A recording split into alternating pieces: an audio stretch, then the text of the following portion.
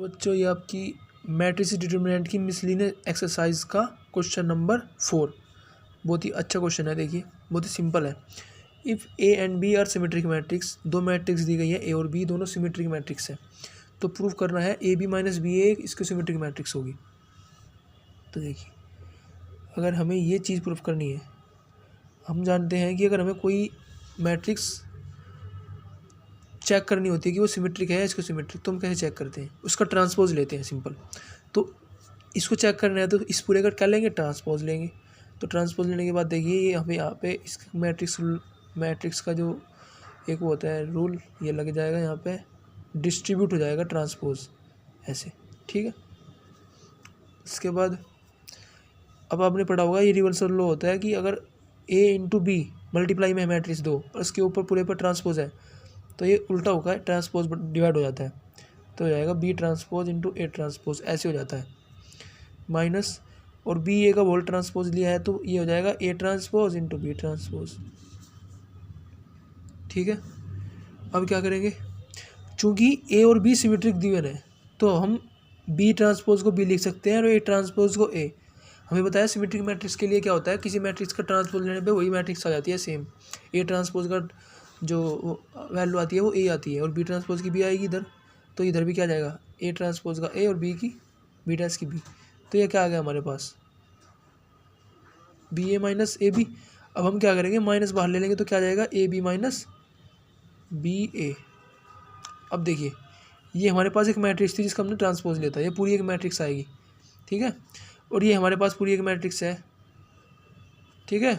तो इसका ट्रांसपोज लेने पे क्या आ रहा है, माइनस बाहर आ रहा है, ठीक है। ये कुछ ऐसे आ रहा है कि ए ट्रांसपोज का इक्वल आ रहा है माइनस ए के, और ये किस चीज़ की कंडीशन थी हमारे पास, इसको सिमेट्रिक की। तो इसका मतलब जो मैट्रिक्स ये है ए बी माइनस बी ए इसको सिमेट्रिक मैट्रिक्स है, इसको सिमेट्रिक, ठीक है। इस तरह से हम बोल सकते हैं कि हैंस प्रूव्ड, ठीक है। ये प्रूव करना था। Now come to the question number 5। Question number 5 में क्या करना है, देखिए show that the matrix B dash A B, ठीक है। बी डैश का मतलब है कि ये इसका transpose B transpose A B, ये सिमेट्रिक और इसको symmetric according to as symmetric और इसको सिमेट्रिक। ये कह रहा है हम पहले ए को क्या करेंगे, ए को देखेंगे कि ए हमारा सिमेट्रिक है इसको सिमेट्रिक। सबसे पहले हम इसमें केस बनाएंगे, case number 1, if A is symmetric, if A is symmetric, अगर ए हमारे पास सिमेट्रिक है तो जब सिमेट्रिक मैट्रिक्स होगी तो बी ट्रांसपोज ए बी, ठीक है।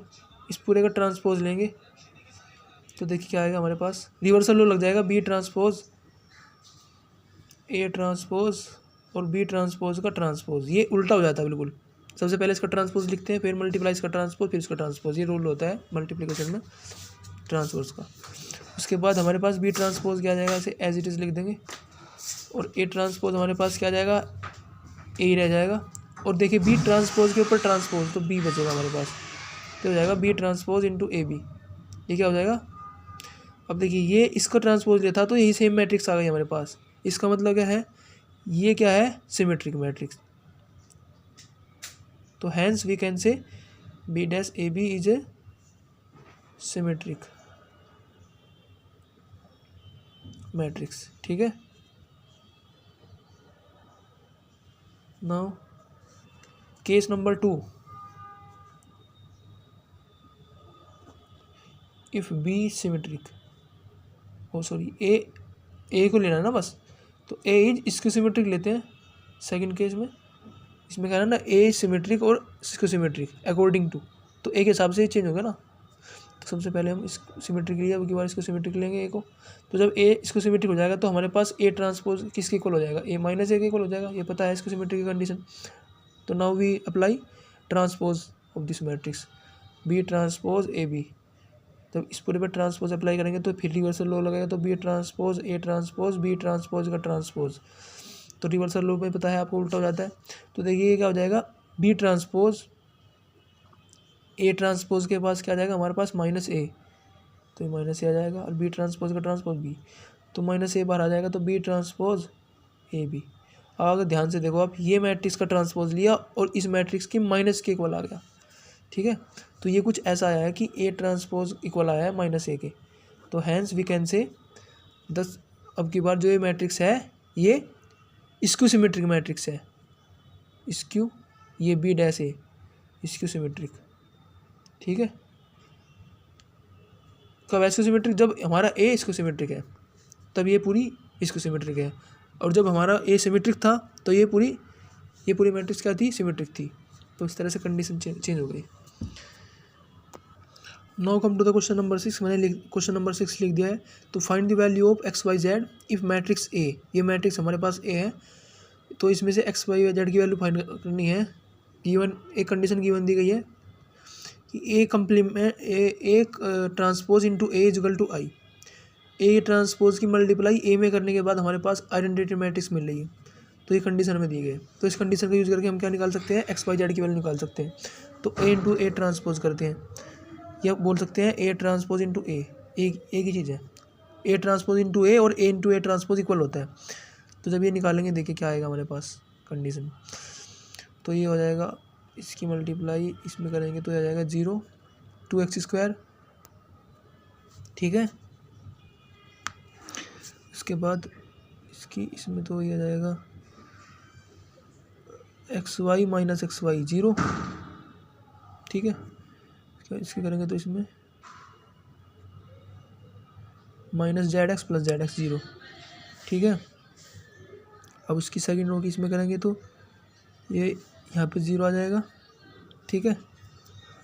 इसकी करेंगे इसमें तो ये आ जाएगा y² प्लस y², 4y² बचेगा हमारे पास, ठीक है। 4y²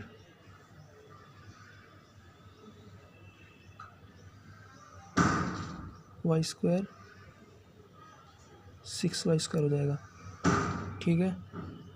उसके बाद इसकी थर्ड कॉलम में करेंगे तो 0 आ जाएगा, 2yz माइनस yz बनेगा, ठीक है। नाउ यहाँ पे अब थर्ड कॉलम उठाते हैं, इसमें करते हैं तो ये आ जाएगा कितना? 0 xz 0 आ जाएगा इधर, और यहाँ पे भी क्या आ जाएगा? 0, और यहाँ पे आ जाएगा कितना? z² plus z² plus z², तो 3z², ठीक है।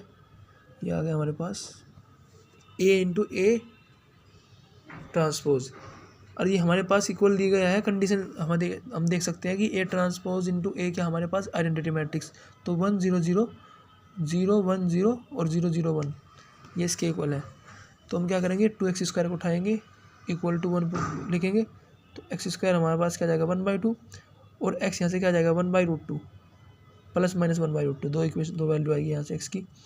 अब देखिए यहाँ पे 6y² को रखेंगे। हमें जब दो मैट्रिक्स इक्वल दी होती है तो हम क्या करते हैं? कोरस्पोंडिंग एलिमेंट्स इक्वल रखते हैं बस। 6y² = 1 हो जाएगा, तो y² = 1/6 and y = under root plus minus √1/√6। इसी तरह से z क्या जाएगा? 3z² क्या हो जाएगा? 1 के इक्वल हो जाएगा, और z² = 1/3, और z की वैल्यू प्लस माइनस 1/√3। तो हमारे पास x की 2 वैल्यू, y की 2 वैल्यू, z की 2 वैल्यू आ गई इस तरह से, ठीक है। तो इस तरह से हम फाइंड कर सकते हैं x y z की वैल्यू। तो थैंक यू। अगर आपको क्वेश्चंस का सॉल्यूशंस अच्छे लग रहे हैं तो please like share subscribe my channel. Thank you.